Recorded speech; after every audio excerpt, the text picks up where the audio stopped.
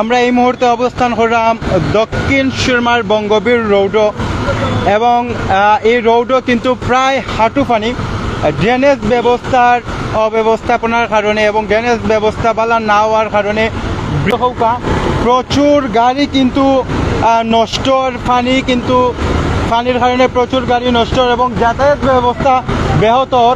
আমরা যদি আপনারা দেখাই রোডের মাঝখান থেকে আমরা এই মুহূর্তে দেখাই রামৌদ হৌকা কতটুকু পানি এখনো স্থানীয় যারা আছেন তারার লগে মাতমো আসলে এই রোডও এখন পর্যন্ত বৃষ্টির পানি জমা থাকার কারণ কিতা যায় না তো আপনার খাল বন্ধ।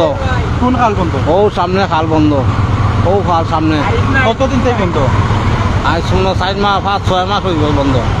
6 মাস থেকে এটা কিন্তু মেরামতের কোনো ব্যবস্থা হয় না না।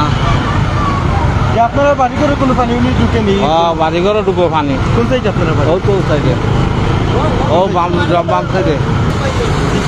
বঙ্গবীর রোডের যে পরিস্থিতি এখনো পর্যন্ত কোনো কমতি নাই এবং যে ড্রেনেজ ব্যবস্থা আসলে খুব একটা সুবিধাজনক নাই। ড্রেনেজ ব্যবস্থা কিছুটা আটকার কারণে পানিটা কিন্তু দ্রুত নামতে পারে না। এটা কিন্তু বৃষ্টির পানি। আবারও জানাই এই পানিটা আসলে প্রিয় দর্শক বন্যার পানি নাই। সিলেট দক্ষিণ সুরমার বঙ্গবীর রোড আমরা এই মুহূর্তে আছি প্রিয় দর্শক। আমরা হয়তো রোডের মাঝখানেও আছি এই মুহূর্তে এবং দেখাইলাম পরিস্থিতি আপনারা ঘুরি আসলে প্রচুর পরিমাণ পানি। গতকাল থেকে আসলে লামার কোনো আসলে দেখলাম না আমরা। গতকাল থেকে এই পানিটা আটকে আছে এবং খুব কম দ্রুত নামে। ডাইন সাইড এবং বাম সাইড সহ মিলাইয়া প্রায় 8 কিলো জায়গা সম্ভবত পানি ভর্তি কেন দেখাইলাম। জি সিএনজি খালি চলেন নিবা? সিএনজি না ভাই, সব কিছু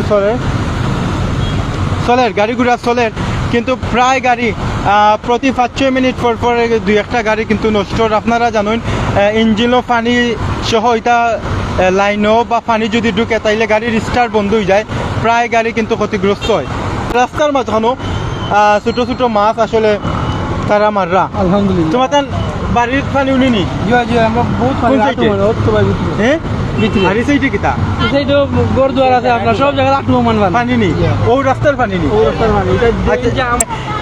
এবং প্রায় জায়গা জাম লাগার কারণে ই পানিটা কিন্তু ও রৌড হইয়া যেই বাড়ির যে গড় বাড়িগুলো আছে গড় বাড়ির আটু পানি পর্যন্ত বাই তারা হইতে গভীর কারণেই কিন্তু এখানে পানিটা জমা হওয়ার কারণে কিন্তু এই অবস্থা এবং এই পরিস্থিতি দাঁড়াইছে। এবং যারা পার্শ্ববর্তী এরিয়া যারা বাসা বাড়ি আছে তারাও কিন্তু খুব কষ্টে আছেন। অনেকের বাড়ি করে কিন্তু এই জলাবদ্ধতার যে পানিটা কিন্তু উঠে।